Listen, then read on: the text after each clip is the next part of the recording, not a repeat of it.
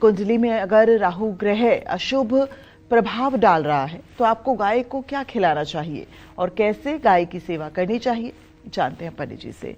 पंडित जी, राहु ग्रह को गौ सेवा से क्या शांत किया जा सकता है? देखिए, राहु ग्रह का जो सबसे ज्यादा इम्पैक्ट शरीर पर होता है ये वॉइस बॉक्स पे होता है। वॉइस बॉक्स समझ रहे हैं ना, कंठ पर।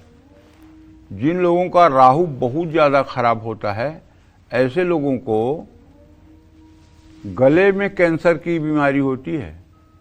मतलब फूड पाइप जो है, खाना खाने वाली जो पाइप है जिससे खाना नीचे जाता है, उसी में कैंसर हो जाता है, उसी में क्लॉटिंग हो जाती है और फिर वो लाइलाज हो जाता है और बहुत से लोग उसमें मर भी जाते हैं। राहु ऐश्वर्य का ग्रह है। मैं दावे के साथ कह सकता हूं, अगर कोई बहुत धनवान और संपन्न है तो आप उसकी कुंडली देख लीजिए, उसका राहु बहुत बढ़िया होगा। महर्षि पाराशर कहते हैं, शनि दुख प्रद गेयो राहुर ऐश्वर्यदायक। शनि को दुखदाता ग्रह के रूप में अध्ययन किया जाता है और राहु को वैभवशाली ग्रह के रूप में अध्ययन किया जाता है।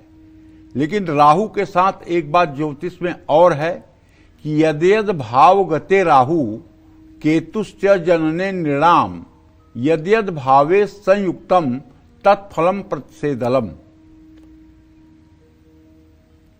कुछ शास्त्र कहते हैं कि वृषभ राशि का राहु उच्च का होता है, लेकिन कुछ ज्योतिषकार कहते हैं मिथुन का राहु उच्च का होता है। हमने अपने जीवन में जो अनुभव किया है 40-50 सालों में, उसमें हमने पाया है कि राहु मिथुन का ही उच्च का होने पर ज्यादा प्रभावी होता है। उतना वृषभ का राहु नहीं फल देता है जितना मिथुन का राहु फल देता है। और कन्या राशि में राहु स्वगृही होता है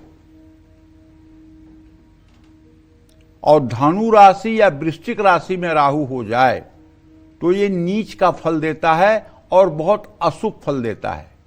लेकिन अगर किसी की कुंडली में नीच राशि में राहु बैठा हुआ है और वो उच्च के नवांश में है,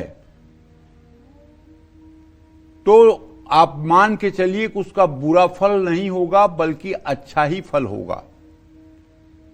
तो पहली बात तो कुंडली में अगर राहु खराब होगा, राहु लग्न में होगा तो बीमारियां देगा, राहु द्वितीय भाव में होगा तो वाणी आपकी कर्कश हो जाएगी, जहरीली बात आप बोलेंगे, धन संचय नहीं कर पाएंगे।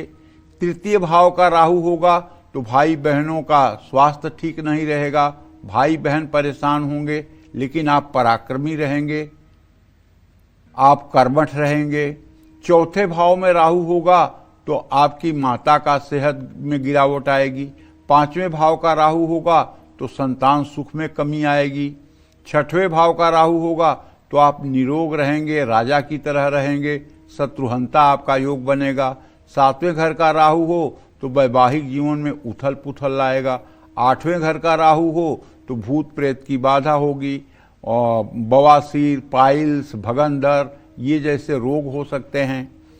नौवें भाव का राहु होगा तो आप नशेड़ी हो सकते हैं, आप ड्रग एडिक्ट हो सकते हैं, आपके अंदर कोई बुरा व्यसन हो सकता है। 10वें भाव का राहु होगा तो पिता का जीवन संघर्षमय होगा।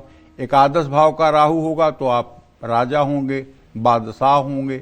12वें भाव का राहु होगा तो आपका पैसा मुकदमे पर खर्चा होगा, आपका पैसा भूत प्रेत तंत्र मंत्र पर खर्चा होगा, आपका पैसा जादू टोना वाले लेके जाएंगे।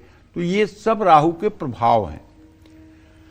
तो हर रोज दोपहर में 12 बजे 7 तरह का अनाज पीस करके उसकी रोटी और जौ और ज्वार मिला करके उसकी रोटी अगर गाय को खिलाई जाए और गौशाला में किसी एक गाय की सेवा की जिम्मेदारी उठा ली जाए तो राहु का अशुभ प्रभाव ठीक हो जाता है।